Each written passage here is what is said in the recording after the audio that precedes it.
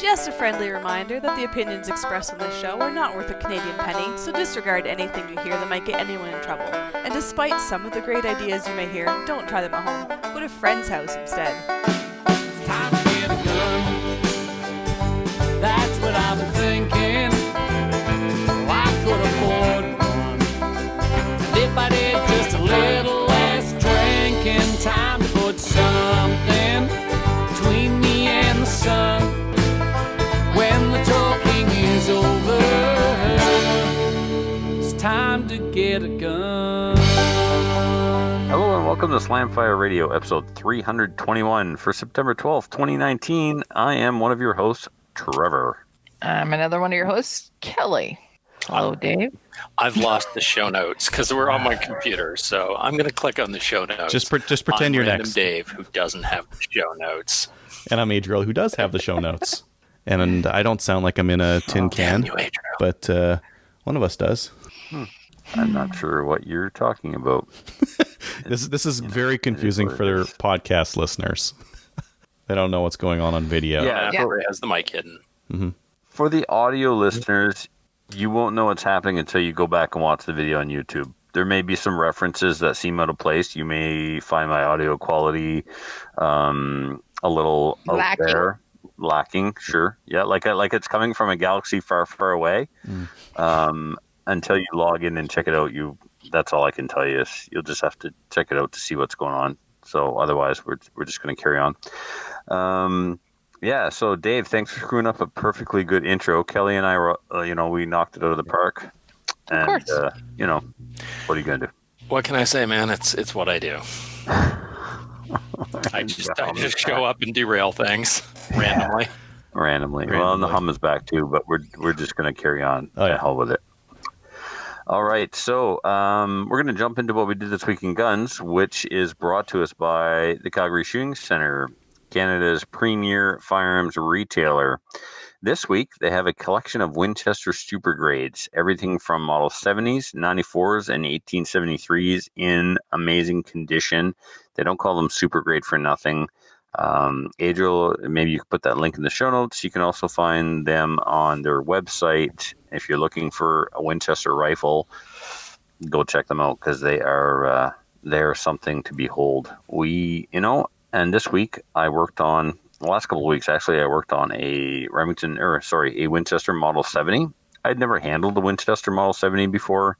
I know it's a very common rifle. I never got my hands on one. I'm not going to lie, I kind of want one. Winchester make nice firearms. They always have. They're 30-30s, Model 94s. The new ones are not. I wouldn't buy one. It reminds me of a new Remington product, but way too expensive for what they are right now. For sure. So anyway, let's jump into what we did this week in guns. I'll go first here. Is it hard to read the screen with that on?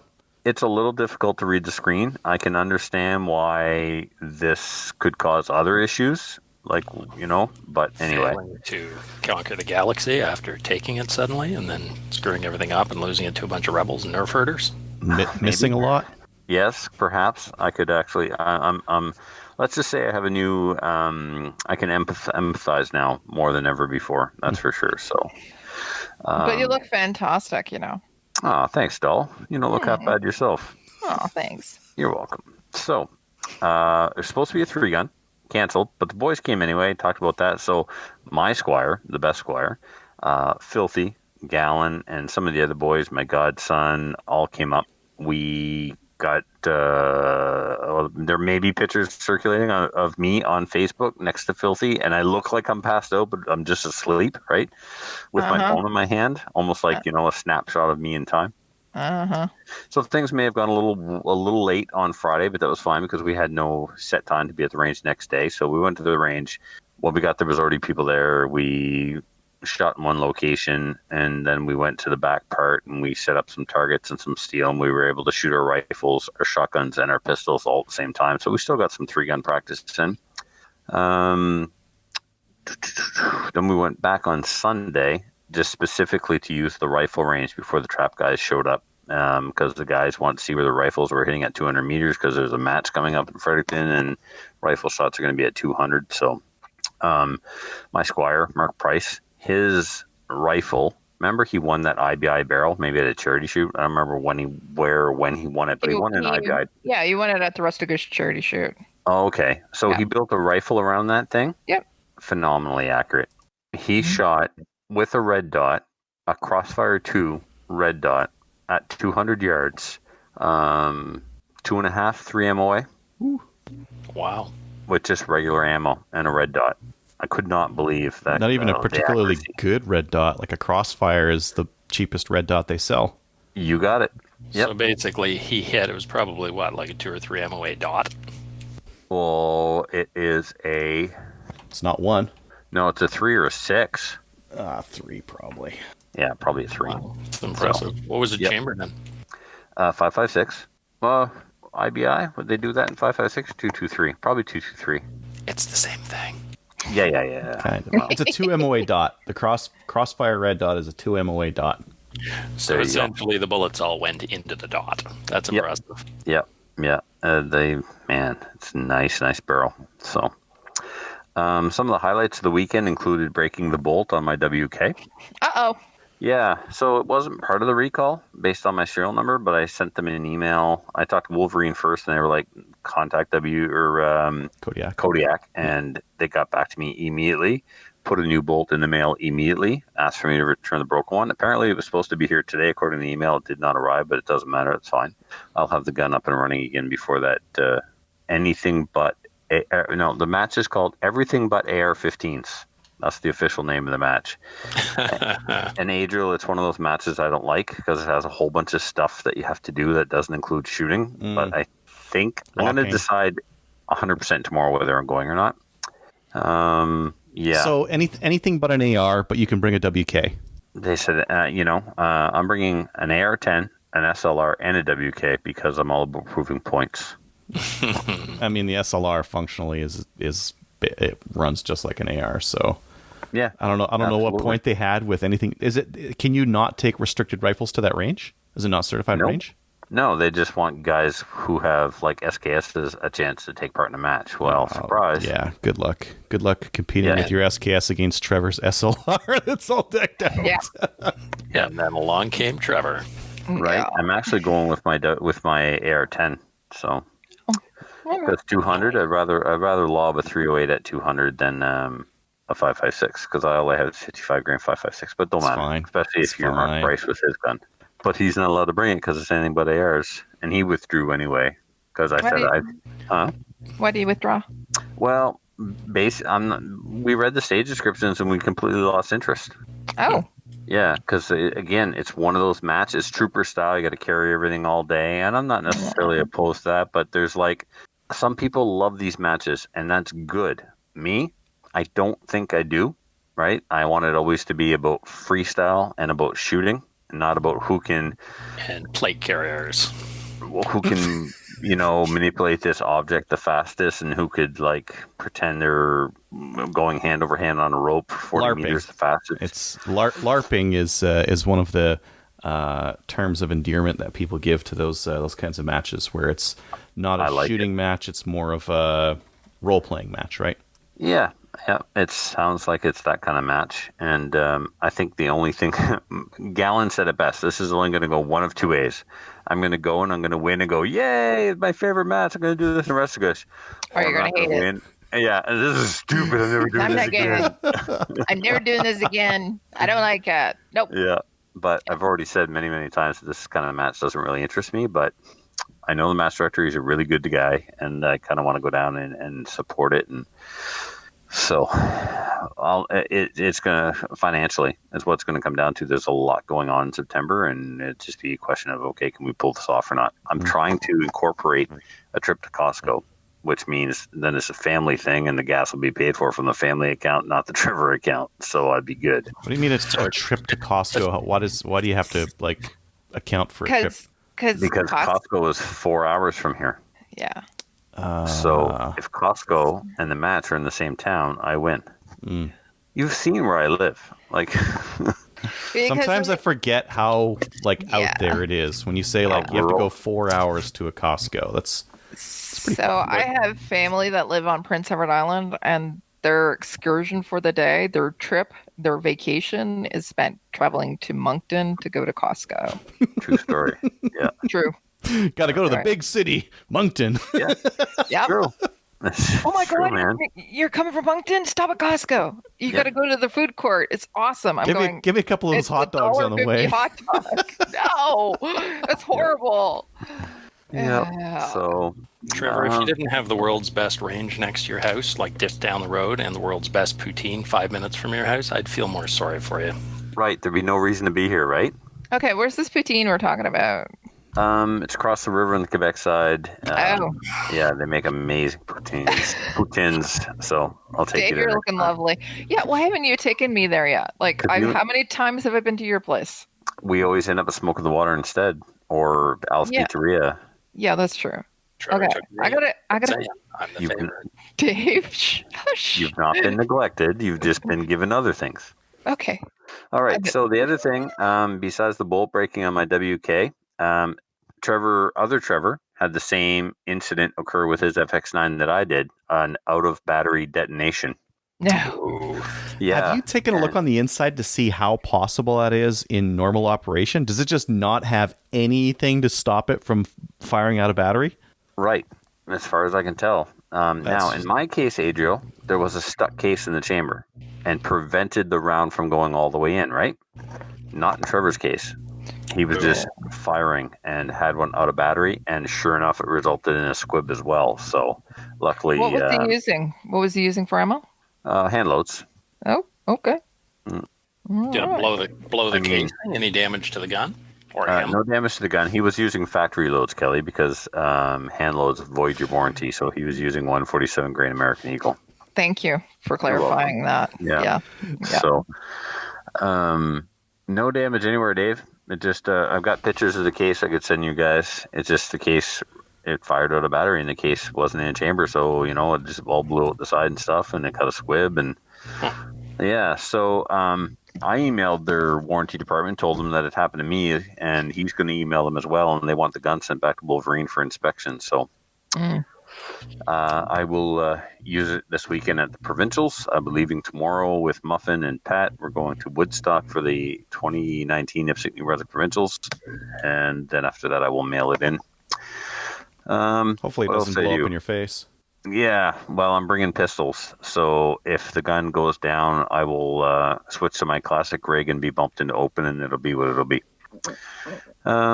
Also, I got out with the new Diamondback tactical scope that I got from Adriel, and I setted that in at 25, 50, and 100. I got a little nervous because I zeroed it at 50, and all of a sudden it just took a 2-inch jump to the left without touching anything, and I couldn't account for why it did it. It was like, uh-oh, what's going on? And I shot group after group, and it stayed there. So the point of impact, point of aim had clearly shifted. Dialed it back in, zeroed it at 50, shot it at 25. I did not have to change, not a single click. My 50-yard zero and my 25-yard zero are identical.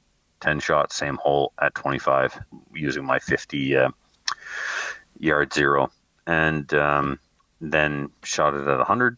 And did I do 75? When did I do 75? Yeah, I did 75 Monday night. And then Tuesday we had another ORPS match. Not a lot of turnout this time, but one of the guys that beat me last time was there. So I don't know what happened last time. We tied on points, we tied on score, but the practice score results had him above me. So he must have beat me on one of the time stages or something. And when it all added up, the times were the same, but he beat me on a stage. I don't know. Anyway, I finished third in open. He finished in second, but this time I put a beating on him. I beat him by 100 points. Yeah, you beat everyone pretty bad there. Damn. Yeah, it was a good match for me. And Kelly, you're going to love this. One of my absolute best stages was the Have You Mabel Seated or something like that. And it was 3 positions. Yeah, I know, right? Aww. Kelly standing with my sling, 5-inch plate at 100. Ting, ting, ting. 1 for 1.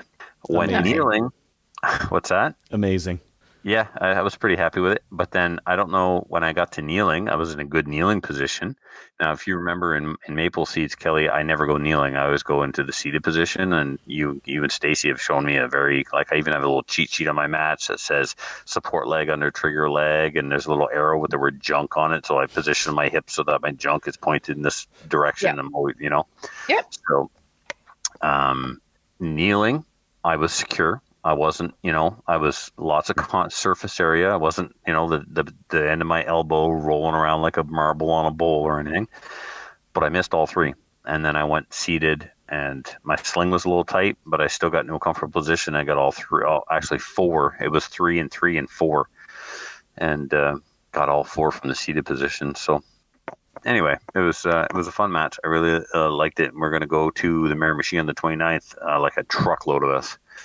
They're not going to know what's going to, we're going to roll up with the windows down in my Silverado with death metal playing. And basically, Jason's going to get out with that look on his face, like Muffin's going to get out and go, yeah, we're here to F shit up. That's going to be like how we're going to roll in. They're going to be, just to really ruin it, you got to run like The Boys Are Back in Town or something like that. No, Cowboys from Hell. Cowboys from Hell? Cowboys from Hell, yeah, Pantera. We're here to take your women and your medals. Mm-hmm. What else did I do? I have to look close here because things are a little... It's almost like I have glaucoma in this thing. No wonder they can't shoot and hit anything. They can't see through the damn helmet. That's what it is, man. This thing fogs up.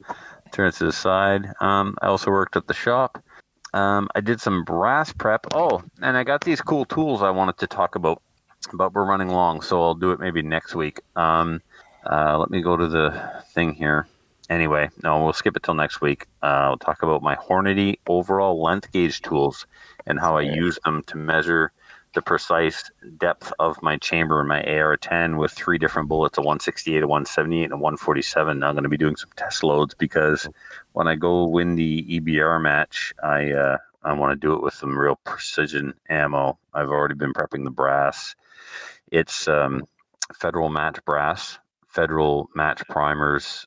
Primer pockets have been uniform. The flash holes have been deburred, and that's all I did. Yeah, I trimmed it on the World's Finest Trimmer, and I'm actually going to load it on Dylan, but that's fine. So I'll get out next week and do some testing of that. So that's it for me. Who would like to go next? You're the host. You pick. That was me picking by giving you choice. Wow, when does that happen? Go ahead, Kelly. You're next. Well, Dave, you and I did the exact same thing, so I don't know how much you want to put into this, but I'll talk a little bit, and then you can tell everybody about what you did. Gaver. Or we can do it together. I don't know. Friday night, drove down to... I was in Ottawa all week last week, so... drove straight from Ottawa to Meaford, CFE Meaford. It is 6.5 hours, and on a Friday, oh my gosh, it's so... I was tired when I got there, but I showed up at CFE Meaford and checked in at the shacks there where we're staying, and guess who I saw? I saw and Dave. Yay! Yay! I saw Kelly. Yay! And a couple other people too, like Barney, who's technical teacher, Chris Tischler. Actually, a bunch of people from last year that I met there that were ROs, so it was nice. Was Dave wearing what he's wearing right now? Speaking about No. LARPing, no. Dave is No. fully kitted out. He's ready to go. Where's your comms? You need like the neck microphone thing that like listens to your like vocal cords, and the vibrating thing that goes on your ear bone. Yeah, no. Okay. No. Nope. So Dave and I met up there, and we actually just quickly went out and got some food for us and some water for the range for the next day as well, because we were out of that. We were staying at the shacks or the barracks, CFE Mayfair. I wanted to say thank you to both Chris and Ryan. It was a fantastic event. Like, the match was incredibly well organized. The ROs who showed up prior to set up all week, they did a really, really great job. What kind of match is this? You said Steel Challenge, but like... So it's Steel Challenge, a PRS. So they were shot out to... What was the longest distance, Dave? 1,200? Closest, I believe, was 475. Furthest was 1450. Yeah. Well, that's far out there. So it was awesome. There's a little white dot on a hill, like way the hell off in the distance. So what it was is CFB Meaford actually is the 4th Division training facility for the Canadian military. We were shooting off of a tank pad out into, basically there was no backstop. It just went forever. And we had all kinds of... Kelly, that's exactly how we did the IPSC Nationals, and it was a little weird at first. Yeah, a little weird, but it's lots of fun. I just want to let you know the winner was Dave Preston. Second was Aaron Hipp. Ken Sanoski was third. Keith Baker was fourth, and Matt Steiner was fifth. They're all American. Just have to say that. These guys are pretty much professional shooters as well, so they came up. They were the first group. They were what we like to call, or they were the first squad, what we like to call the ringers. But Dave Preston, this guy, just a young guy. He is somebody really, really to watch. Humble as can be. I like this guy, but boy, can he shoot. And not only can he shoot PRS, he can shoot PRS when we have some challenging conditions. Because they, as I said, Squad 1, they started on stage 1, by the way. That was the stage that I had.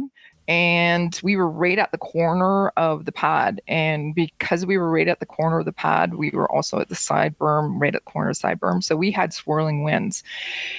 Saturday was the hurricane out east. We actually got some of the winds from that as well. The winds were anywhere from 20 to 40 mile an hour winds that were gusting, and it was swirling. And so it was a really difficult stage, specifically stage 1. So they got to start on stage 1, and at the end of the day they actually came back to stage 1, which turned into stage 11 because we got an extra stage in on Saturday. So they shot in the prevailing winds again for 2 stages, and these guys again all the top 5, so they can really, really, really shoot. So, and it was great to see them. It's nice to see somebody else. John Pinch, he won last year, and he also was out in Alberta and won that, but he wasn't here this year. So it was nice to see Dave Preston actually win it. So Aaron, he came in second again this year, but these guys are really, really fantastic shooters. All the stages, so there was 20 stages. They were really well done, really well played. Set up. As I said, there was a lot of work to get it done, but it was fantastic. I was kind of worried. I was worried because Taccom was on the same day, or sorry, same weekend. I was worried about people coming, who we had coming, if there'd be enough staff as well.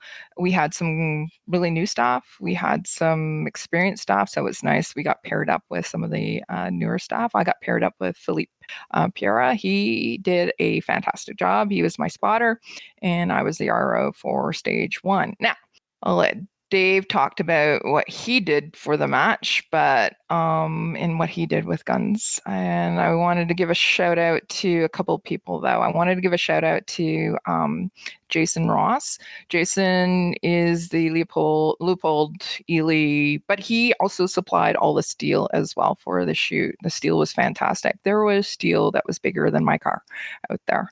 So, and that was the stuff that was out at 1400. And they held up great. We hardly actually had to do any fixing at the end of the day, and it was really, really, really well done. Canadians, they did pretty good as well, especially the title sponsor team, KDX Defense. All the guys from Quebec, they basically cleaned up for the Canadians. But they did really well. Now, this year, so last year we had 1 lady shoot the event. This year we had 4 ladies come out. 3 of the ladies, it was the first time shooting like a PRS style match, and it actually was pretty much the first time shooting any type of match. They had a really, really fantastic time. What I saw was they timed out on all the stages, but what they did do is they placed their shots and they took their time and they were able to hit. Whereas we had guys that were running through the stages and they were not timing out, but they weren't making hits. So the women, I wanted to give them kudos. There was one girl, she was the top lady finisher. She finished 11th. Her name was Laura Spanik. She's from the US. She's going out for the Olympic team for the US as well. She can shoot. She was one of the only ones that cleared the stage that I was doing, which was off the roof on stage 11. So she is also a teenager. She's not an adult yet, so somebody to watch. Too bad she's American because she's shooting for the US. And what else? Afterwards on Saturday night, I had placed a call to Ted's and made a reservation. Ted's is the roadside diner, and it's in an airport hangar. It's a little sketchish if you look at it, but the food is like, oh my God. So I originally made a table for 6. We had to get 8 people in. They had a sign on the door. We're not accepting anybody from the public. It's only reservations. I literally went in and said, listen, I know I'm supposed to have a table for 6, but can we get 8? And girls looking at me. Do you know who I am is what Kelly said. Do you know who I am? And she looked at me. I don't know if we can. And I'm going, well, who's the table for 8 here? She goes, well, they literally kicked the people off at the table for 8 that's going to be coming in 15 minutes and let us sit there. And then they had to fit those other people in. It was awesome. But I gave her a hug. But we had probably You're lucky all you had to give her was a hug. It was one of the best meals we've had. Like we had, I invited a bunch of people. Barney came over. Dave was there. Philippe was there. Dave, Christmas. Hey, Dave. Some other people from Odell's team. But everybody's going, oh my God, this is such good food. And it was fantastic. Like if you're ever in Meaford, you got to go to this place. But yeah, we had a really, really good time. Sunday, the winds weren't as bad. Shooting was more hits basically because there's less wind, and straight up headwind too. The other days it was a wicked crosswind. Right? So we like there was some interesting, like we had people who were professional shooters or they're semi-professional, and then we had one team there, and I just wanted to mention this team. I keep calling them team squads. One squad, and it had some shooters that Dave, how do I say this? It was the team. It was the squad with 6 guys on it. Remember that squad?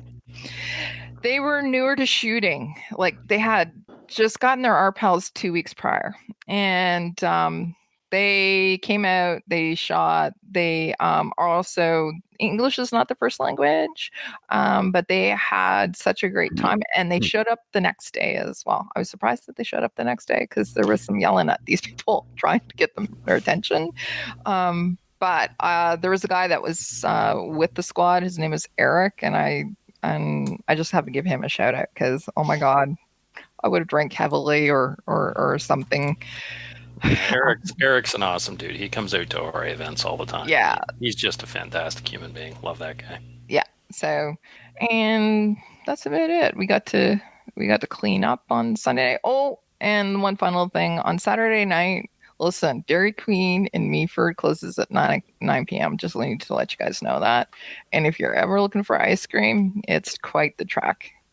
But we had some fun. We got lost in the middle of nowhere. Driving up a driveway, we thought we were going to get shot by a farmer. It was fine though, right, Dave? Good times. It was. I actually went back to that Dairy Queen the next day, and you remember how you commented on my way home? I stopped. You commented that was the world's smallest McDonald's. Yes. It's the world's smallest Dairy Queen as well. It's tiny. It's unbelievably small. Yeah. Okay. That's it. That's all I did. I'm doing stuff with the calendar, but Tracy, she's going to be talking about that when we get to the main topic. So, yeah. What about you? Why don't we do Dave? Because Dave's going to tell us about his enjoyable time with me on the weekend. Absolutely. So I rolled in early Friday morning. I was RSOing, so I signed for the range along with Ryan and Chris DeRoche, Ryan McLean and Chris DeRoche. And basically, I was the guy with the fancy armband that stood. So the guy standing behind everybody else in the photos in the laneway all weekend, that's me. So I stood and range safety officer made sure everything was safe. All the weapons were pointed where they should be, and nobody was pointing them at other people. And everything was unloaded, and chamber flags were in, and answered questions, and ran the radios with the range, et cetera, et cetera. And like Kelly said, awesome event, very, very well run. Like this is their fourth year doing it, and it shows. Like they're smooth. It keeps getting better every year. Yeah. And that's what a few shooters that were there the last couple of years said. Like it just ran like flawless. Yeah. It was impressive. Yeah. So everybody involved should be very proud of themselves. And Chris and Ryan, you guys rock. It was awesome. Yep. And we got catered lunch every day as well. So not only did we have an awesome range, Ryan and Chris arranged for a guy who I just happen to know from Collingwood because he actually has a food truck right across from where I work, and his food is awesome. G-Bay Gourmet. If you're ever in Collingwood, go to G-Bay Gourmet, go talk to Jordan. Dude is awesome. Food is awesome. It was really, really good food. I didn't eat on the first day on Saturday. That was a huge mistake. On the Saturday or the Sunday, I said, screw it, because I'm not eating carbs. I said, screw it. I'm eating this. And oh my God, I almost died. It was so good. And not only that, I have to say thank you to Dave, because Dave came over and because he knew that I missed breakfast, and he came over with an apple for me and he took care of me. So thank you, Dave. Yes, I'm the RSO. I can't have you dropping over. Then I have to do paperwork and stuff, and paperwork and stuff. So yeah, it was good. Like Friday, it pissed rain all day, and I wasn't sure how many people were going to come out for the zeroing phases on Friday. There was a ton of people there. Like I would say probably damn near 100 of the 120 shooters showed up for the zeroing and shot in the just pouring rain. Yeah, I was talking to Chris about that, and he said that so there was 120 people at the match, and of that, 50 who were supposed to show up on zeroing day did not show up. So that's how many they said were not there. So they were kind of confused about that. Well, not confused. They were kind of like surprised. That's more better. You're at Taccom. They were at Taccom. So yeah, but 120 shooters, and there are some pretty fantastic shooters there. Yeah, it was pretty awesome seeing some of the guys on Friday. One of them went up the road, basically fired 5 shots, rang the 1,500-yard gong, and went, "Yeah, I'm good. I'm good. Yeah, I'm good." I'm like, wow. I'm like looking at the 450, going, "Yeah, that's pretty good shot." This dude's just like, "Yeah, whatever, no problem." Yeah. Wow. So it's always fun to watch people, no matter what they're good at. Like even if it's somebody who's good at roofing or eating hot dogs, doesn't matter. It's just cool watching people that are good at what they do, and watching people who are really, really good at shooting. It's awesome. It's like watching Rembrandt. Yep. Yeah. Cool. Anything else, Dave? Well, I found out that 6 mil Creedmoor is a thing. I didn't know that, so that was kind of interesting. Most of the people there were shooting either some 308, some 223, 556, some 22 250s. I found some harass from that. Yep. An awful lot of 6.5 Creedmoors and a lot of 6-stroke Creedmoors, which people were walking by and throwing duds at me. So I didn't know that was actually a thing. So that was kind of cool. Huh? You got a couple of them? I got a whole pocket full of duds, which probably will work just fine. Well, keep one for my collection. I don't have one in my collection yet. Yeah.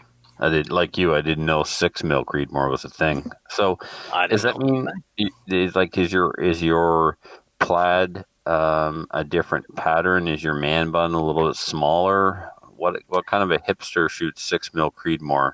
Take a 243 on there. Take a 243 and put it in flannel. Perfect. Okay, got it. Thank you, Adriel. Those guns that were on the line, though, oh my God, there's some really nice stuff out there. Yeah. Yeah. Some money. What about you, Adriel? What have you been doing? Oh, gun stuff. Oh, you don't say. Why don't you tell us about it, maybe in some detail? I went to the range with that 308 M1 Garand, and it was just lovely. Just so good. Oh, yeah. Yeah, it's like a 308 Garand's got the same size action, different barrel. Same end block clips and all that kind of stuff. And different chamber, same different barrel. chamber. Well, the chambers and the barrel, they go together. Well, no, but see, there's shorter M1 Garands in 308, and then there's M1 Garands in 308 that are the same length as the 30-06. Yes. They use the same furniture. They even use the same op rod. So depending on which barrel you have, that's what you have. You have a 30-06 length Garand with a 308 chamber. Yes. Yeah. And soft shooter. Nice and soft. Oh, yeah. Like They're a gas heavy gun, action, right? heavy gun, 308. I was shooting some, I think it was 147 grain, I'm not quite sure, ammo, and just super accurate. I was shooting it out on the 2 and 300, just off my elbows with a little bit of sling support, and just 2, 3, 500 yards, just ringing steel all day long. So good. See, I haven't tried that. I've just tried grouping mine on paper, and I'm not super impressed with it. Not like my M14. Yeah, I shot mine at 52, and nice and tight. And I'm like, oh, this thing's ready. We'll take it out, click it a little bit to the right. And that was one thing that I noticed. That I think the sights are Italian because it doesn't say R or L with an arrow. I think it said P or something. So I'm like, wow, I looked at the back. There's a line. There's another line. I click it and went that way. And that's the way I wanted it to go. So good enough. Yeah. Just Sharpie it. Yeah. So that was cool. I took the 1022 out and I tried to shoot it and it didn't work because the bullets were all hitting the bottom of the chamber as they were trying to get into the barrel there. All of them just would not run at all. So did you try multiple mags or just one mag? Multiple mags. Really? Yeah. And multiple ammo or just one brand? Yeah, just one brand, but like it's 22. I didn't try feeding it like Winchester 333 or any like torture ammo. This is just Federal auto match. Huh. I fixed it already though. Okay, what happened? I took the barrel out and I put it back in again, and now it's fixed.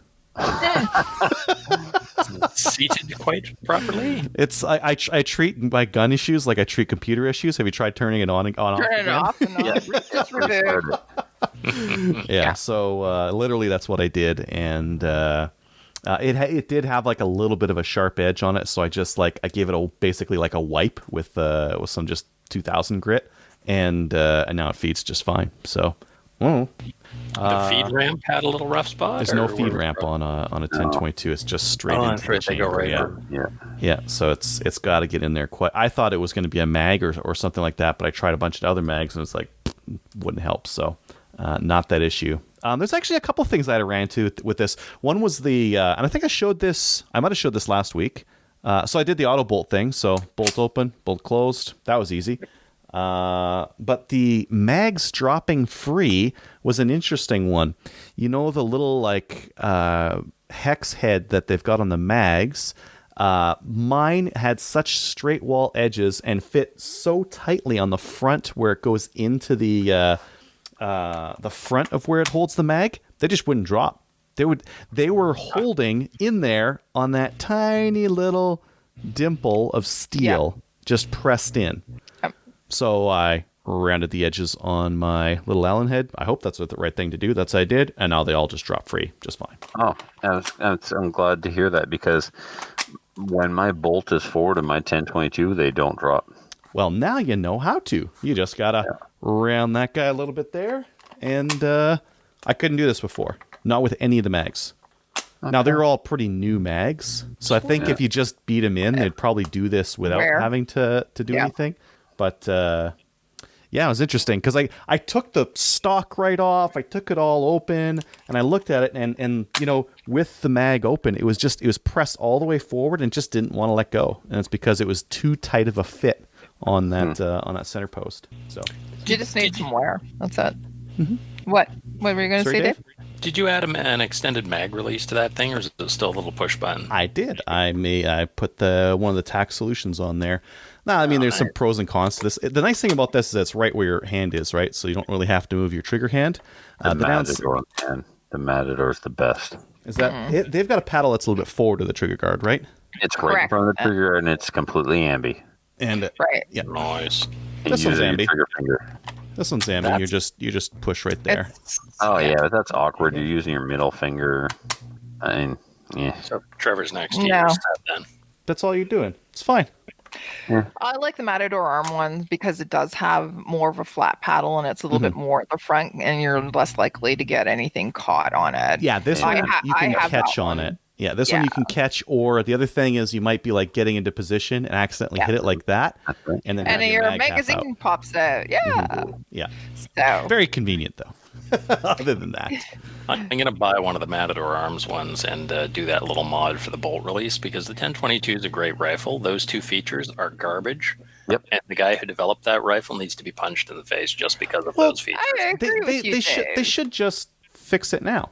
Like it's super easy. Just be like, now that we've done a whole bunch of these things, instead of putting a little notch, can we just make it round on the bolt release thingy? Exactly. Every time I take a new shooter shooting with this thing, I'm like, and here's how this. Wait, I don't remember how it works anymore. Never mind, just don't lock the bolt back. Actually, it's fiddly, right? It's a safety issue with new shooters. It is. Yeah, it is garbage. So. But it's such a quick fix. I took my Dremel with a high-speed bit and went, and then smooth it over. Done. It was like 15 minutes of work, maybe. And for those of you who don't have a Dremel, just go and buy the aftermarket part. It's not that expensive. Or do it with a hand file. Yeah. Ugh. No. Oh, Dremel. Come on. Dremel's my favorite. I had to remove... I was working on a Kui 840 at the shop this week, and the guy wanted the receiver refinished, and they don't blue. That metal, for whatever reason, does not blue, so it has to be Cerakoted. And somebody had put their social insurance number into the receiver, and we see this quite often in old firearms, and I had to remove it by hand with sandpaper and a sanding block. Oh my God, my arms are going to fall off. Anyway... So filing the 1022 auto bolt release mod with a file is a joke.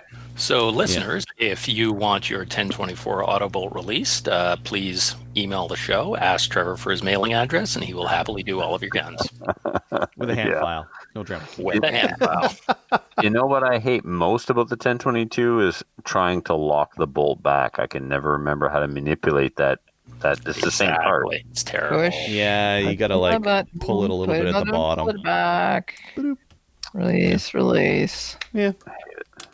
It's anyway, easy. That was fun. What else did I do? I sighted in my WK-180C for coyotes, and after seeing Trevor's rifle the other week, I'm like, what if I put mine on not air height rings? What would happen? So I put mine on high rings, which keeps the scope very close to the rail on this thing. Nice. And it works. It's very tight. Getting down on this thing. Oh yeah, I'm getting a real meaty cheek weld. But that's not a bad thing. This is going to be a coyote gun, so keeping the scope a little bit tighter to the gun and the fact I can still see down it, maybe it's fine. One thing that I haven't tried is shooting it prone. That might be a little bit tougher because different face geometries and whatever. But I shot at the range. It was dead nuts accurate with my hunting ammo. I took my hunting ammo out to 200 and 300, and I was smoking little plates with it as well. So, I can't wait to test the accuracy on mine since I took some meat off the gas block to get it to stop touching the handguard, and I just didn't get a chance because the bolt broke. Mm-hmm. Question for you on that, Trevor. How did the bolt break? Because when I was down at GAT show, there were a bunch of guys around their booth talking about how their bolts all sheared off. Yeah, well, that's what it was. It was just a lug. Okay. Locking lug sheared off the bolt. How many rounds through it? Oh, not even 250. There's been hardly. Serious? Yeah, wow. Wow. It's probably only been to the range 3 times. Huh. I've got way more than that in mine. Yeah, well, you've shot a match with yours. You like the platform more than I do. I only own the gun to have an extra non-restricted black rifle in the collection. Otherwise, I get no use for it. It's non-restricted. It's $1,000. ARs are better for gaming. Yeah, well, I got an SLR. I'm going to build a modern sporter. I got so whatever. It's cool, but it's not my favorite by any means. Mm-hmm. Yeah, it's a matter of fact. It for hunting. For hunting to go hunting coyotes. Yeah, simple. SLR follow-up shots. SLR would be good too. Yeah, especially since you don't have to take it down that often to clean the bolt. If it's just going to be a hunting rifle, you could literally just never take it apart and just always just shoot it, and you'd probably be fine. Yep.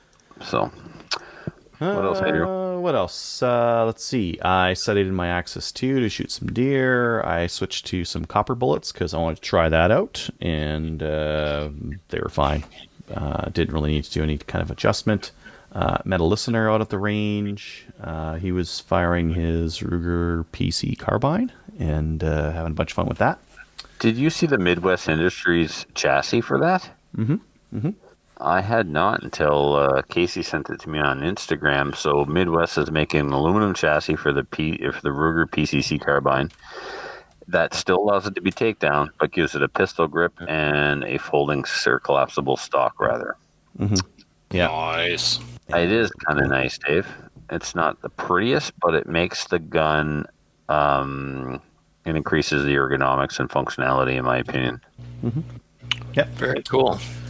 What else I do? I'm going to help organize the CCFR Ladies' Day at Chaz. That'll be September 28th, if any ladies want to come out. I am going to be match directing the October 3-gun match. We kind of changed how we're setting up our match directors and what they'll be responsible for at each matches. So I'm going to try to throw all the organization at this match to make it go faster, better, and all that kind of stuff. So you're going to handle everything from online registration to stage design to getting them built to making sure there's toilet paper in the porta potties and. I'm relying on someone else handling the toilet paper. That's fine. You don't have to do it. You just have to make sure it gets done. I'm not even going to be responsible for the toilet paper. If the toilet paper's out, I don't care. Bring your own. Okay, for the Ladies' Day, make sure that. Oh, for the Ladies' Day, we'll have stocked up. They'll be clean. Hand wash stations. No, we'll get a bucket of hot water and we'll just splash it on the inside of the porta potties. Oh no! Don't. Yeah. Here, pee in the bucket. I still remember last year in August. Was it July or August? We were there last year. It was nice this year, though. It was nicer this year. Yes, the porta potty wasn't dumped over and rewrited. Thank you. It was awesome. It was very good this year. Adriel, thank you for taking care of that. I didn't. Awesome. Someone else did. Well, somebody else did, or Andrew. I think Andrew did. Probably. We appreciated it immensely. Yeah. Believe me. Let's see here. Oh, in Alberta, Game Bird went from used to be 12 years old minimum. Now it is 10 years old minimum. So I'm having my oldest do the Game Bird test, and then we're going to go shoot some grouse. Nice. Yeah. I'm going to do that this year. Actually, if he can get done by this weekend, that would be the best, because then we can go do some grouse hunting this weekend, because I want to go do some bow hunting on deer. Nice. Yeah. Go do that. That would be fun. And Tell him I say congratulations, by the way. That's awesome. Yeah, it's going out shooting together. Well, I've had him out hunting. I haven't had him out hunting where he's been the one hunting. So that's something that I'm excited to start passing on and to start getting him doing. Because I've shot 100 grouse, and these days, when he has his first kill, if it's first one, he has to drink it. Really? Just throw it in a blender and just chug the grouse. Like a grouse smoothie. Dave, it's a Red Dawn. In there. Dave, it's a Red Dawn reference where he has to drink the blood from the deer. Yes, I know. I like the smoothie reference better. Red Dawn is an awesome movie, by the way. The first one, not the second. No Red Dawn stuff, but we will enjoy it very much. Fine. And then I got to put a bunch of stuff in the mail. I'm behind. I got to we're a sponsor now for the Newfoundland provincials. So I got to put some stuff in a box and mail that out. I got to get the sunshade to Trevor. Trevor, I'm going to send you some stuff that belongs to someone else, and they're in New Brunswick, so I assume they're your next door neighbor, and you'll just meet them at some point. You know John from New Brunswick, eh? Yeah. It's Tim, but same thing. Yeah, I'll see him at the Tim Hortons. Probably. Yeah. I mean, if there's a shooting match, you all kind of go to it, right? All the IPSC shooters show up. There's 12 people. You guys, that kind of thing. Yeah. Did you ship me that rifle yet? Speaking of Ruger carbine. Yeah. Let me add that to the list. I'm gonna throw a mag in there too, so you can use it. You damn well better. Yep. I'm sitting here waiting. I expect better for nothing. Nothing money. Adriel shipped me my new headset. So What? you shipped me my new headset. Okay, you ordered it. And they shipped Amazon it to me. did it, but I did buy it. Yeah. Yes. Yeah. Yes. I gotta put some. Sounds much better. This microphone sounds much better than your last one. I gotta get some stuff in the mail too. I gotta get Adriel. I gotta get your hoodie in. But I did want to actually show you guys this. We were testing out some new shirts. I said throw one in, and For what? Which organization? Who's we? Just hold on. No, the listener. Remember, it's an audio show, okay? You won't be able to see it anyway, Trevor. Yeah. So it's Project Maple Seed. I'm testing out a long sleeve shirt. And I said, well, my sweatshirt's an extra large. So send me an extra large because I like things that are big. Anyways. That's what she said. So I said, send me an extra large long sleeve shirt. Oh my God, this thing is big enough for like 14 of me. Like, no, not 14, but at least 2, maybe 3. I'm gonna wear it as a pair of PJs. I think. Be cozy. That thing looks like 2XL, 3XL, not XL. It is an XL. It's like an XL for like a giant. So it's all you need to wear to Walmart. You're good to go. I put belt on it, a pair of sandals, and I'm like. And it's a moo-moo. You're good. Yeah. All right. Are we ready for upcoming events? I hope so, because I'm doing them. One more. Upcoming events. Hey. October. What? One more thing. One more what? Okay, go. These Walker razors, I found out why the audio is terrible in them. Why? The microphones are terrible. Yes. It's got an external jack. You can plug in something else to this thing, and it sounds fine. But just the factory, the microphones that they come with are just horrible. They're the worst of all of the headsets I have, and I've got 5 of them. So if you plug in an external microphone, it works better. You can also plug it into your phone and listen to music. So if you don't really care about using these things to listen to people, and you just want to listen to music, they're actually all right. Which is awesome. I don't know, man. I've got a set. There you go, Trevor. It's fine for you when you're match directing. You just stand there and go, yep. You were saying you have a set of those, Trevor? Yeah. And I wear them all the time. They're the ones I keep in my truck, and my other ones, my Peltors, are in my IPSC bag. So if I'm doing anything else at the range, I'm wearing my razors, and they're fine. But the metal grates over the microphone does suck in the wind. It's not a foam, but... You don't find that the audio quality on these is just hands and legs and feet just like a dumpster fire compared to these? No, not a dumpster fire. They're clearly dumpster fire. But it's maybe it's just mine, because mine also hiss and pop a little bit too. No, they're like mine too. But you have 5 pairs, so it's probably not just yours. You've tried multiple pairs. No, he's had one pair of razors. Yeah, I just have one of these. I have 5 pairs of different electronic mops. Oh, okay. Yeah. I could be all right. So your razors still suck. Good. Yeah. All right. I think Trevor wants to move on. Yeah, okay. Sure do. On that note, guys, I'm going to bail out. So that was fun. Thank you. Bye, Dave. Have a good night, guys. Thanks for being my RSO husband. You are welcome. Thanks for being my range wife. Bye. That was so random. So appropriate. Okay, upcoming events on October 5th and 6th, the Newfoundland IPSC Provincials will take place in St. John's, the St. John's Rod and Gun Club. This will be a level 2 match. Registration closes September 29th. Visit their Facebook page for more details and probably the link to Practice Score to register. Myself and I, to date, will be putting on a Pistol Fundamentals course. So I'm calling it Pistol Fundamentals with Furlow Achieving for Beginners. Thank you to my co-host for helping come up with that. It will take place on October 26th at the Sunbury Range near Fredericton. There are 5 spots left out of a total of 10. 250 rounds and $100 a person. We will be working on, actually, this is not just a Pistol Fundamentals course. We will visit the fundamentals in the morning, but this is actually an IPSC course. So we were going to be covering skills needed to improve your IPSC game. So I'm trying to work with some C-class, B-class shooters and turn them into A-class shooters by sharing with them all the tidbits that I've picked up from Tom Nelson and from Alex Burdett. I've taken 2 or 3 of Tommy's classes, plus I've taken 2 of Alex Burdett's classes. So Alex Burdett is the current Canadian IPSC production champ and phenomenal shooter and instructor. So I'll be sharing with the students the things that I've learned from that class. We'll be doing all kinds of drills, shooting them a couple of different ways and see which way works best.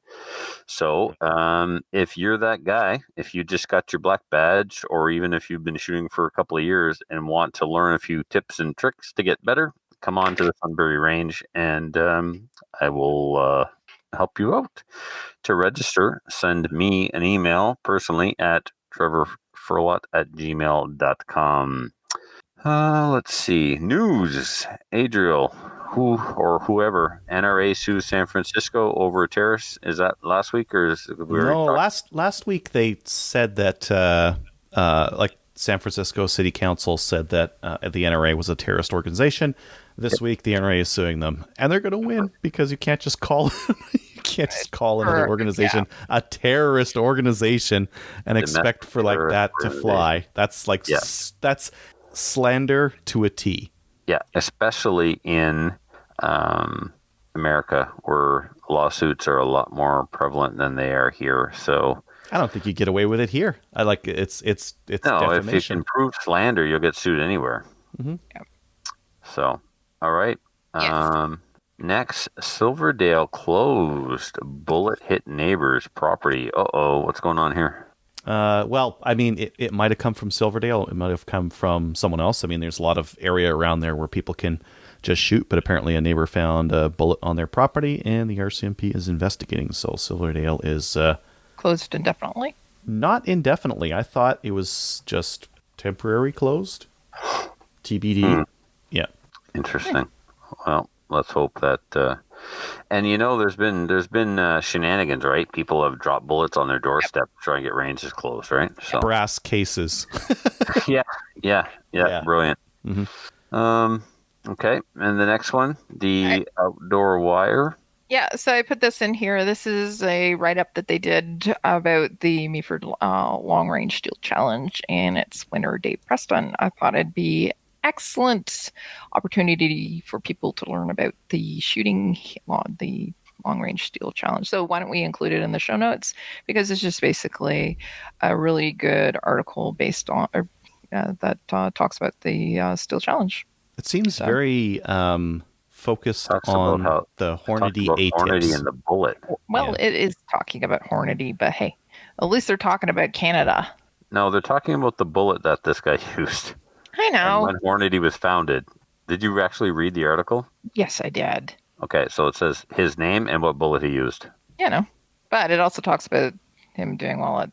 Anyways. Fine, whatever. I don't think it sells what you were hoping it would sell. No, it does. Okay, so the next one that I put in there, it's not a link or anything. I just wanted to say congratulations to Ryan Stacy for winning his 6th. Yeah, that's right. 6th DCRA National Service Rifle. National Service Conditions Championship. He did that last week. So, and then he also turned right around and went to Meaford. So it was great to see him. And I just want to say congratulations to him on winning 6 in a row. Amazing. Yeah. No wonder they sell a ton of barrels. Mm-hmm. For those that don't know, Ryan Stacy is works for IBI, International Barrels, out in Abbotsford. Is it Abbotsford? It's around Abbotsford anyway, British Columbia. So you can buy the same winning profile barrel that Ryan uses.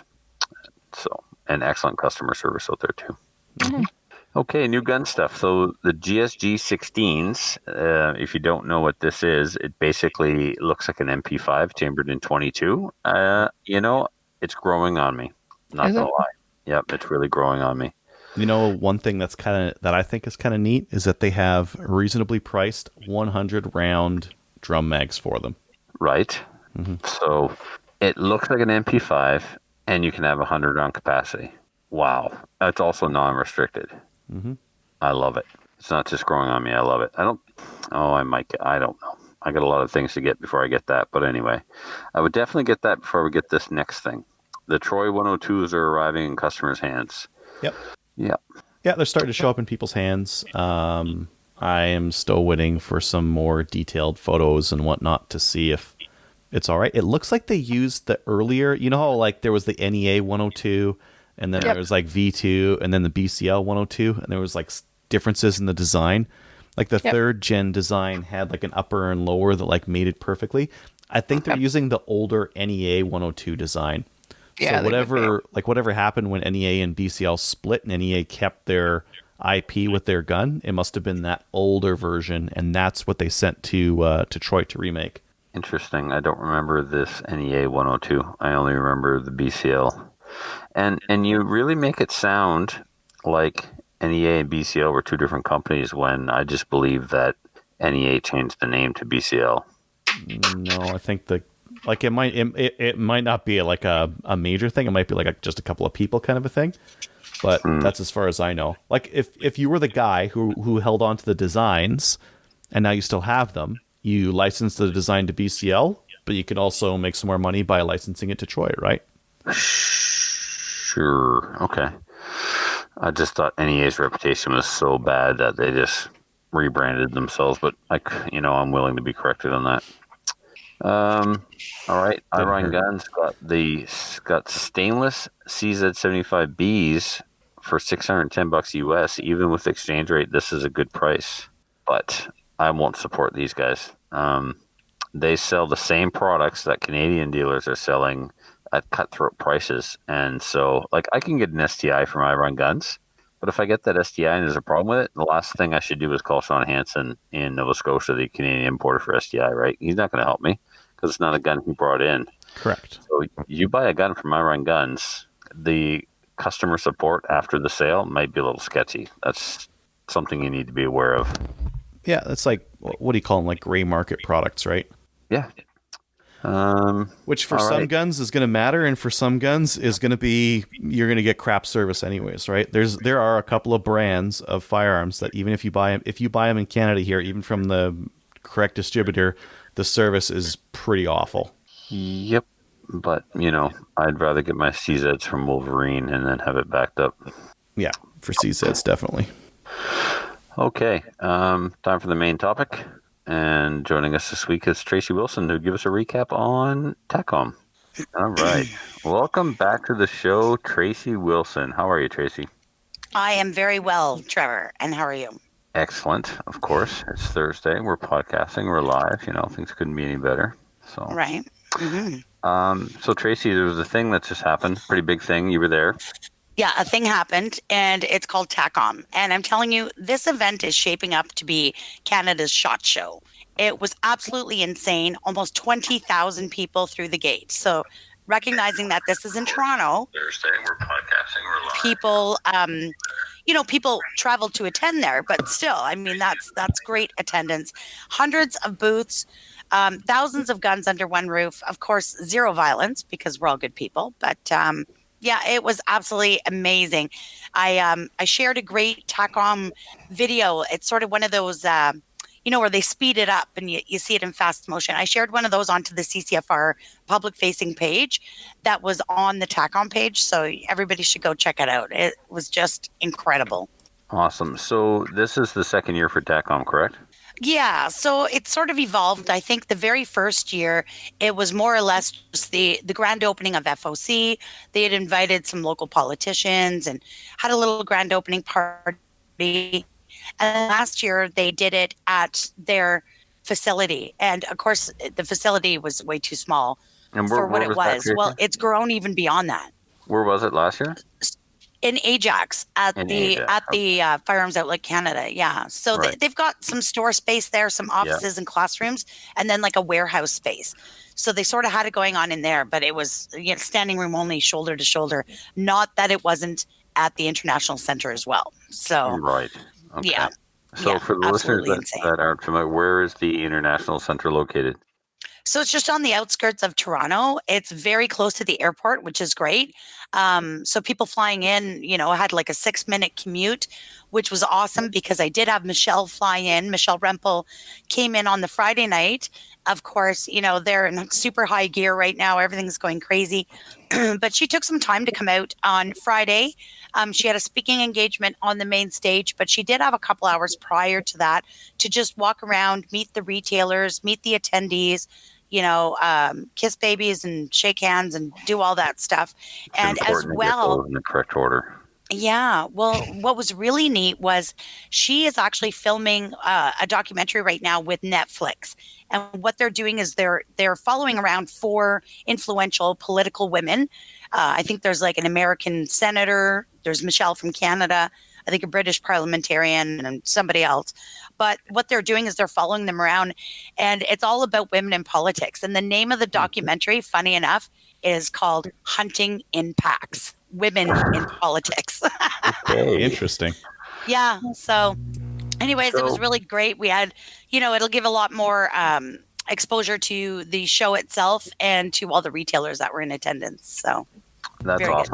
awesome. So this year, Taccom added some events. It's not just a gun show where you show up and you walk around and you go to the booth, and it is different than the SHOT Show because you can actually shop here. Correct? You can purchase things.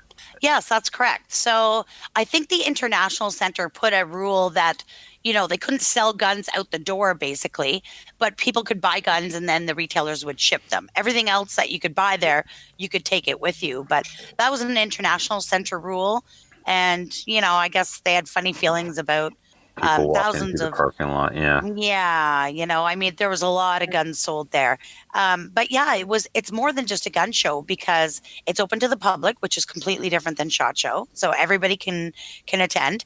There was also a main stage where there was seminars and speakers. Rod got up, he had a half hour on the main stage on Saturday. It was packed, standing room only. In fact, the seats were full. The seats and behind the seats, which are, where the food vendors are, that was full. And then there was standing room all around. So he delivered an absolutely flawless speech as usual, very engaging, good crowd. And then aside from that, on the Saturday night, there was a VIP gala, they called it. Basically, it was a 5-course, very elegant meal. Dress was formal, so we wore cocktail dresses and the guys wore suits. And the Coat of Arms group gave out some awards. So it was kind of neat. It was like, the Emmys or something. So yeah, it all in all, like it's just 3 action-packed days of all kinds of good stuff going on. I like how they're turning it into like a destination. It's not just about going and walking around and looking at the vendors. Mm-hmm. They've brought in keynote speakers. They brought in a celebrity master of ceremonies, Master Ken. Yeah. They had the VIP dinner. This awards thing that's completely new. So, when you talk a little bit about that, what were the types of categories of awards that were given out? Who did they recognize and for what? Well, I'll tell you, the 2 ones that mean the most to me was there was a Lifetime Achievement Award that, of course, went to John Hipwell, who is the owner and founder of Wolverine Supplies. He's now passed it on to his son, Matt, retired RCMP. Oh, amazing family. I got to spend some time with them this summer out in Virden, Manitoba at Wolverine Days. And I don't think people really understand how vital of a role John Hipwell has played in our community and sort of shaping where we're at now, because he's always just been a very humble, quiet guy, right? But he has battled the RCMP on classifications and been successful in having many firearms reclassified and just been an incredible advocate for law-abiding gun owners and for sensibility. He's testified at the House of Commons, at the Senate. But he's not one of these glory seekers. So he's just humble and sweet. And he had his whole family there. Even his daughters flew in for it. And, he had a couple ominous warnings in his acceptance speech. One of them, one of the warnings he gave was, this is word for word, if the Liberals win the next election, we are finished. Not in trouble. Not destitute here. We are finished. So I think that's coming from the godfather of gun advocacy. And then, he took a little below the belt swing at some of the situations that are going on in our community right now.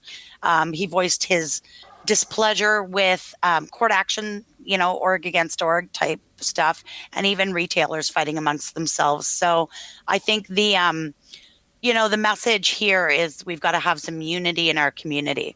So I'm telling you, I was brought to tears. And when he came off the stage, I was at the bottom of the stairs to greet him, and I gave him a big hug and a kiss, and just a real all around solid salt of the earth family. So that was cool. The second award that really means a lot to me was they had one for Canadian firearms advocacy. Now this is really unique because this is my forte, right? But this award will never go to a professional advocate. This award is meant to seek out somebody within the community who has gone over and above and done something really incredible to advocate on behalf of Canadian firearms owners. So the young lad out of Alberta, Ryan Slingerland, you may remember him. He spoke at our AGM. He is also the creator of the parliamentary e-petition to scrap C-71, which was sponsored by MP Rachel Harder. At the time, it was the second most signed parliamentary e-petition with over 86,000 signatures. And he was a 16-year-old kid, right? He doesn't even have skin in the game, but he just couldn't stand the injustice. So he was unable to be there. So I accepted the award on his behalf, and I'm going to ship that out to him. Coat of Arms made a beautiful video, so I know his family's really eager to see that. And then there was other awards like Best Retailer, which was a People's Choice Award. People could go online and vote for that. And so I think it's really important to the community to get this kind of little recognition, and it's fun, and it was great. So these awards were all sponsored by different people. Wolverine sponsored one, Select Shooting Supplies. There was, Female Shooter of the Year, Male Shooter of the Year. We also sponsored one for Best Canadian Product, and it was pretty incredible. Sounds like quite a ceremony. Oh, it was amazing. And the whole thing was very entertaining. Of course, you got Master Ken, and forgive me for being naive, but I had no idea who he was, right? I'm not really a YouTube person. I don't obviously have very much time to watch videos unless they're political, right? So anyways, I didn't know this guy from a hole in the ground. I got to tell you, I had Glenn Motz, MP Glenn Motz, who was our keynote speaker. I had him sitting beside me at the table, and he was almost falling off his chair, literally laughing. It was insane. So the entire thing was like a giant skit. And there's one other little thing I'll mention that was pretty entertaining as well. Going along the lines of keeping it lighthearted and poking jokes, they did a little skit about Tenda. So I'm sure you'll see a video come out about that. And then they made this big dramatic announcement. Fred got up there and he said, this event's been very, very successful, and going forward, we'd like to unveil our new logo for next year's event right here with you people. And the screen or the red curtains open up, and on the stage on the big screen is the CCFR logo with Taccom written across the middle of it and no compromising underneath. And I'm telling you, Rod and I were just stunned, right? My mouth dropped about 3 inches, and I was like, oh my word. What just happened? The whole place erupted in laughter. This was a direct kick in the gonads at who it flew right over his head. He got up and shook Fred's hand on the stage, and I don't think he even understands what just happened there. But anyways, that's okay, because we had a good laugh at his expense. But so where do we see a copy of this logo or a picture of this logo?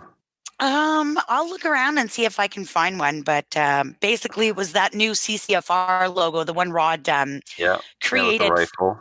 Yeah, with the rifle, and it almost looks like the Hockey Canada logo, to be honest. But yeah, they had that instead of the CCFR in the middle. It said Do you want to get sued? Be quiet. Don't say that. Hockey Canada could be listening. What are you doing? Well, truthfully, the person we can thank for that logo is Rod Giltaka. But true story. Yeah, so that was pretty neat. And Glenn Motz got up and he gave a very motivational talk. I mean, it's hard when you're at such an entertaining, fun thing to have this serious political talk, but he put a couple jokes in there too. And all in all, it was amazing. Incredible meal. The centerpieces were like vases filled with brass. Yeah, that was cool. A rose in the middle. Yeah. Nice. It was awesome. couple other little highlights. Alberta Tactical Rifle Supplies, they have come out with a new non-restricted gun chambered in 5.56, and they've got the CCFR logo engraved on it. I don't even know if it's engraving. I'm not smart about these things. We'd have to ask Colin, but it's like engraved, but like silver, really shiny. And then along the top, it says firearm rights are human rights. So this is like a limited run. There's only 250 of them. And every rifle they sell out of those 250, they are going to donate $200 back to the CCFR. So, that's pretty cool. Any idea if they're all gone? I don't believe they are. Really? I know Colin got one right away, and people are reserving their numbers. I know Greg Weiss reserved number 223, which was clever. I know. Well, they're making one for me in the serial numbers for a lot, so I can't complain. Well, there you go. Yeah, so that was pretty cool to launch that new rifle there, and there's just like so much. I could go on for days about this event. Right. I got to participate in a women's power panel, which was really cool. It was moderated by Amanda Lynn Mayhew. She did a fantastic job. And I had Char Finn up there, brass loving brunette from Instagram infamy. And who else? We had Lovey Male Spin up there, the ever popular Lovely Lovey. Who else? We had a couple of IPSC girls, Kayla Worth and Alexandra Cother.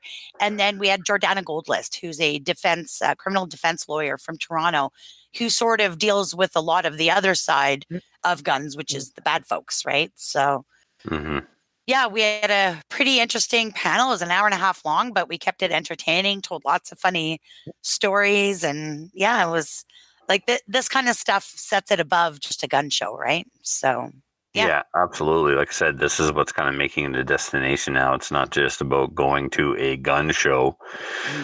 And it's not a gun show. Like you go to a gun show and every second table has, Nazi memorabilia on it and bayonets. And, that's not why I go to a gun show, but that stuff is, everywhere in gun shows.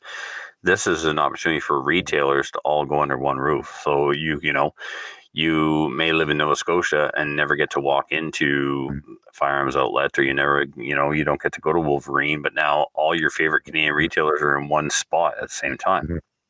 Oh yeah.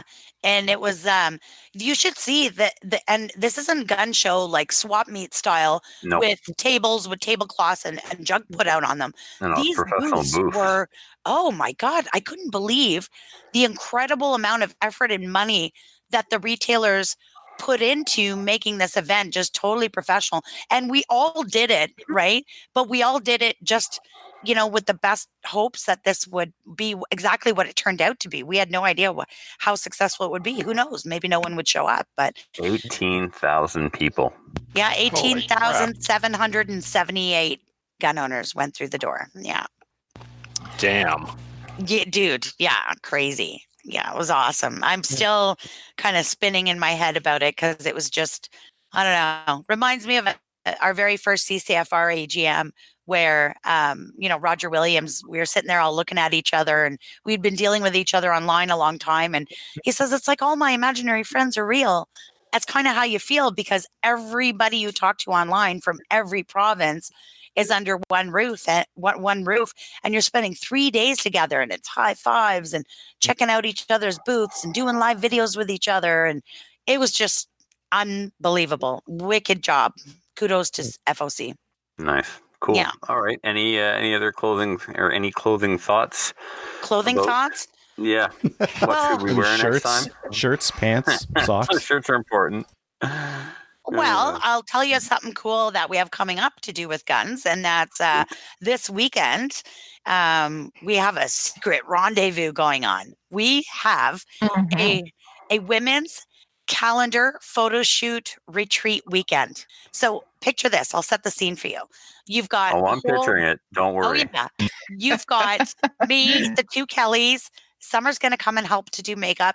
You've got a bevy of gorgeous beauties and their favorite guns. And we're going to spend all weekend at this retreat, out in the bush, taking cool pictures, playing with guns, and having a wonderful time.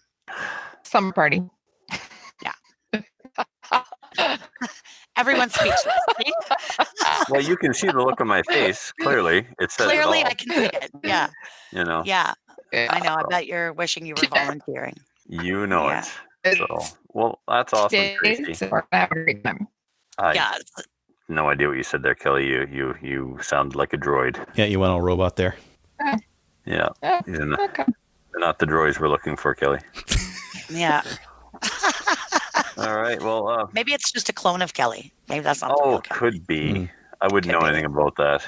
So, well, Tracy, thank you so much for coming on and giving us the Taccom 2020 or 2019 update. And You are very welcome. I'm sure the listeners appreciated it, and all of us who couldn't be there were agreeing with envy.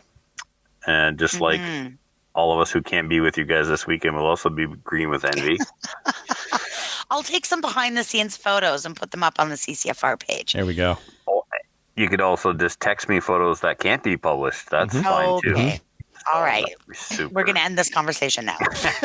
Yes, we are actually. All right. Well, thank you, Tracy, and take care. We'll talk to you again soon. All right. Have a great night, guys. Thanks. Once again, I'd like to thank Tracy for coming on to rub our nose in it, basically, and remind us that we're hobos and couldn't go. So, You thanks for know, that. like I was really jealous, especially because of all like the new guns and all the kind of stuff that was out there. But then I saw some pictures of how many people were there, Right? and then I wasn't jealous anymore. I was like, oh my god, there's a huge lineup for everything. This thing's way too successful. There's way too many people at this thing. Yep. There's going to be a plague associated with it, I'm sure. Like SHOT Show. SHOT Show, yeah.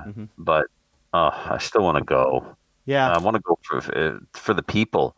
All of our best industry people are there. Are there? Yeah, so many people that we already know. Plus, we're going to meet all kinds of cool people we haven't met yet. I want to go and Next see year. What if we did a booth? We need to go do a booth. Yeah. Can we do a booth there and have a Can booth? we afford to do a booth? I mean, I can never go. I can't take the time off to go. Yeah. I know that it's going to be the same. Well, maybe I will not say anything. Okay. All right. I have decisions to make for next year There you go. because I really, really, really like going to Meaford. But I also know that Taccom, I really like going to Taccom too.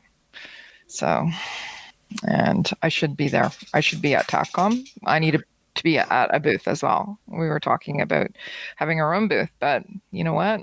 Maple Seed booth or Slamfire booth or like what kind of booth we're talking about? Everything? Everything. Yeah. Oh, we pimp Maple Seed for Lachi, Slamfire. What else do we have?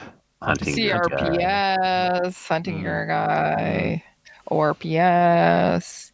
Really, Yeah, we you would guys just can sit throw. around and BS with our buddies that we never see Sure. because they're across the country. Yeah. So, yeah, but we really do need to be there. It's where Right. the Slamfire industry is. should be there. Ragnarok was there in full force, so that was Ragnarok. awesome. We should get a free table because we're media, right? We're media. We're going to cover the event. We should get a free Right. table and free entry, and It's because of the people like coverage. you- it's people like you that got SHOT Show shut down or locked down. We benefit from this. No back talk. Right.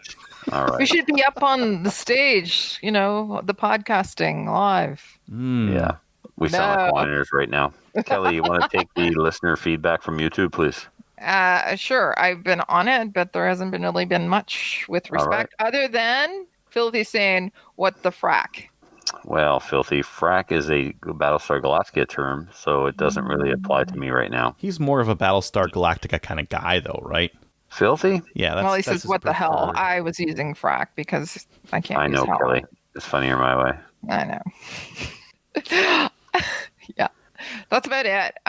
Just All want right, to say, well, everybody that's watching, listening. Let's Anyway. move into listener feedback then, which is sponsored by DC Armory. Armory DC Gunsmith is a full-service gunsmith who specializes in firearm refinishing. He offers hot bluing, parkerizing, and Cerakote finishes, as well as wood refinishing. Check out his online inventory of new and used guns, firearms, accessories, optics, and more at www.dcgunsmith.ca. Follow Armory DC Gunsmith on Facebook at facebook.com/Armory DC Gunsmith and on Instagram at Facebook.com/Armory DC Gunsmith, where you can see lots of before and after pictures, especially when I'm in the shop. I take pictures of everything. So, yes. Who would like to take the first one from Edmund? I will. It says, "Hi guys and gal. I like to watch your YouTube channel and I finally caught up on the last few episodes. Am I the only one to notice that Adriel's video seems to be mirror imaged? The last few episodes I noticed the words on his t-shirt, instructor in training, hunting gear guy, are mirrored. On the last episode I noticed the initials on his earmuffs as MA, which would be the mirrored image of AAM. Everyone else's video seems to have the correct orientation. I don't know why that is. I'd like to add to the list of features for the ideal range, in-floor heating on the outdoor range. As the floor is usually concrete, I find it tends to sap the heat out of my feet at the range as the range session goes on. I think Trevor is pretty gutsy to agree to waxing his body for charity. I'd like to suggest naming it Trevor's Death by 1,000 Wax Strips Charity Fundraiser. Actually like that. I don't know if you could actually get 1,000 strips on his body, as they would have to be mighty thin. But hey, you could raise a lot of money for charity if you did. Keep up the good work, and I look forward to your next episodes. Edmund. P.S. Have you guys considered doing a behind the scenes of Slamfire Radio episode? I think it would be interesting to see how it all comes together. This is pretty much behind the scenes. Okay, what are we talking about tonight? Okay. Interesting. Adriel. I think it's mirrored because it's my preview of myself. Because if I look at that, yeah, it's mirrored. It's backwards. Is it? Looks fine for you guys, though, right? You can read that? I can see mine. That. Yeah, so weird. I'll look at it. Yeah, you're mirrored. We'll try it. Maybe Discord won't mirror. That'd be neat. We're going to try something else. Mm-hmm. Yeah, let's test it out and see if we can use it. But yeah, it'd be interesting to film us because it's kind of like, or it just like the show is disorganized. I guess. There's nothing to film. There's no behind the scenes. There is the scene. What we're doing. We hit record. We start. We hit stop. And we're done. Yeah, there's no big production. This is the most fly-by-night amateur hour thing you've ever seen. The only thing that happens that you don't see is Adriel doing the editing. That's it. Everything else is right here, out in the open. It's hanging out there for the world to see. Yeah, that's true. So, all right. Adriel, the next one, please. From Spencer. Hey, guys, I thought I'd send this brochure along since you were talking about dream ranges last week. This is the Civilian Marksmanship Program's, CMP, range, about an hour west of me in Talladega, Alabama. This is the same CMP who sell surplus M1 Garands and more recently 1911s to folks. This new range cost them roughly $20 million to build, and it literally has everything you could want. However, the thing that gets everyone's attention is the target system that they have on the rifle ranges. The targets themselves are self-healing, but a video system captures the impact and projects it on a display at the shooter's station. That means there's no downtime to put up new targets, and you don't even need a spotting scope. I described the rest, but there's lots of cool videos and reviews of this place out there. One thing is really cool, though. They moved the CMP store into the range clubhouse as well. So you can not only buy food and drink there, but pick up an M1 Garand on the way home. And that's from Spencer in Smyrna. Right. This range is also the same range that Appleseed will run a lot of their no distance out of. So I get messages or I get pictures when people go to it. It's a really nice range. I wish we had one like it. Okay. Who's got Spencer? You mean the one that Adriel just read? I just read it. Oh, sorry. It's the helmet. Yeah. All right. Take the next one. From Darren. He says, I was driving to my 3-gun match today and I was listening to Slamfire, as is my custom, when I heard the HK joke. H&K joke. I don't remember. Can somebody refresh my memory on that H&K joke? I don't know. We have to. Was it the bullets backwards in the mag one? I don't know. I think I made a crack about that recently. I laughed and choked on my McMuffin, and the rest of the day was awesome because of it. Thanks for the laughs and the great show. And that's from Darren. So we're going to have to go back and listen to find out what the joke was. I just don't remember it. All right. There you go. Okay. Next. From Dylan. Adriel. Hey, guys. Yeah. I'm really enjoying your show. As a Canadian, I sometimes get tired of the vast majority of firearms content being all about America. It's really nice to have such a quality show made by Canadians for Canadians. I don't think he's listening to our show. This is very insulting. Yeah. For it is indeed quality. I really like hearing what you guys are doing in your own lives with firearms. It really gives you credibility. It shows that you're not just armchair quarterbacks, but people out there instructing, competing, hunting, and working with firearms. You guys have a wonderful chemistry, and it really comes through in the show. You guys are seriously hilarious. Trevor, I want you to know I have honestly almost had to pull my truck over a couple of times recently because I was laughing so hard that the tears were making it hard to drive. Especially the parts about you cutting off certain member of his anatomy and the SKS a-holes. By the way, I am totally on Team Trevor. He's totally awesome. And Kelly shouldn't be so mean to him. Hey! Kelly. It's the other way around. Trevor, see, Kelly? Our roles in this relationship is Trevor's mean to me. Nope. I treat you with the utmost respect and dignity. That's a funny joke. Love you. I know. Love you. Love you to death. No, I really... Can we stop short of that? Maybe I'll use a safe word and not kill me? Yeah. Well, we'll see. He goes on here. Make sure not to hurt him too much with those wax strips. That's when you'll have to use your safe word. Keep up the good work, you guys. I look forward to your future episodes, and will continue enjoying the large backlog of episodes to entertain me as I work. Sincerely, Dylan from Manitoba.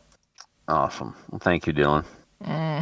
All right. And so that brings us on to shout-outs. Well, why don't we tell them where to write into the show first, though? Oh, I skipped that part, right. So, Vision obstruction. Yes, that's right. I keep missing things.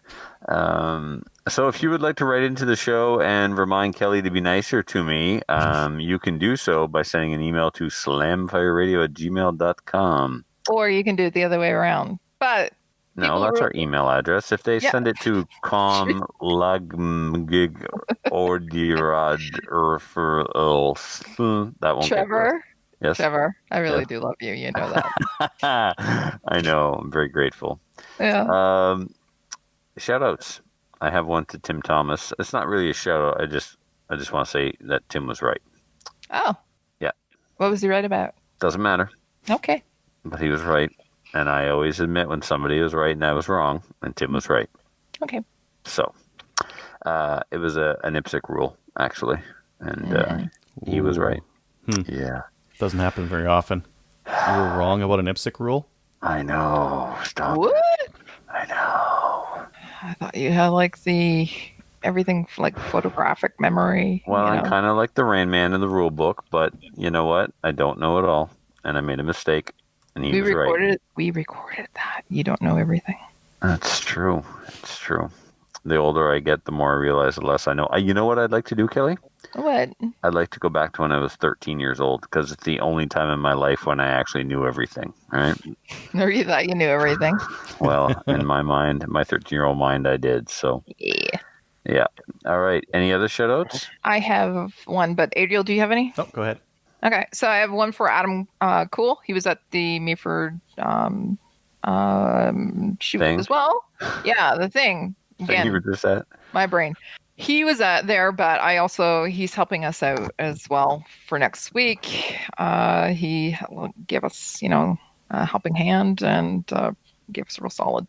So I just wanted to say thank you to him. He's a listener as well. Ryan and Chris, fantastic match. You guys deserve a lot of props. Random Dave, thank you for taking care of me and bringing me apples. And I also can you see my new shirt? Yes. That's my new shirt. I want to say thanks to Dave Christmas for giving it to me, and also Phil Odell as well. It's my new Connect Swag t-shirt. I love it. See, it says love with bullets and ARs. And we can't see your cameras looking at your chin. There you go. There you go. Yep. Yeah. Okay. There we go. So I just wanted to say thank you to you guys, and I'm going to wear my shirt. I wore it outside today, and I don't know if I should have, but I am anyways. Yep. Why is it an inside shirt? Well, no, not really. I went to go and visit somebody's house that I didn't know before. Oh, I got you. So you were just like... It's got a 1911 at Target. It's got some bullets and Time to find out if these people like this stuff. I know, eh? I've never met you before, and I'm coming to your house. This is what I'm all about. Yeah. Putting it all out there. Awesome. So, nice swag. Thank you very much, Dave, and thank you, Phil. I'll wear it with pride. Cool. Ed, Adriel, you don't have anything there, but do you have one? Nope. All right. So, Patreonies, listen, we have a Patreon bonus episode scheduled for next Thursday. So, between now and then, I will be reaching out to track down one of you to join us to pick a topic about whatever you want to talk about. And we will turn it into an awesome episode for you and all your fellow Patreonies.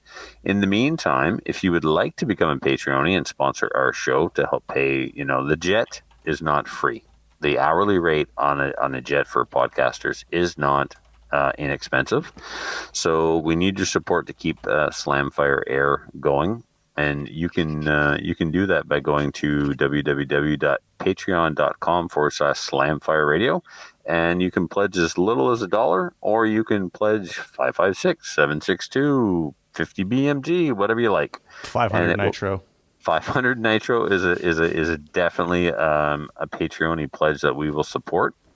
And with your Patreon comes swag and bonus material, and it helps that beautiful new microphone that Kelly is wearing tonight.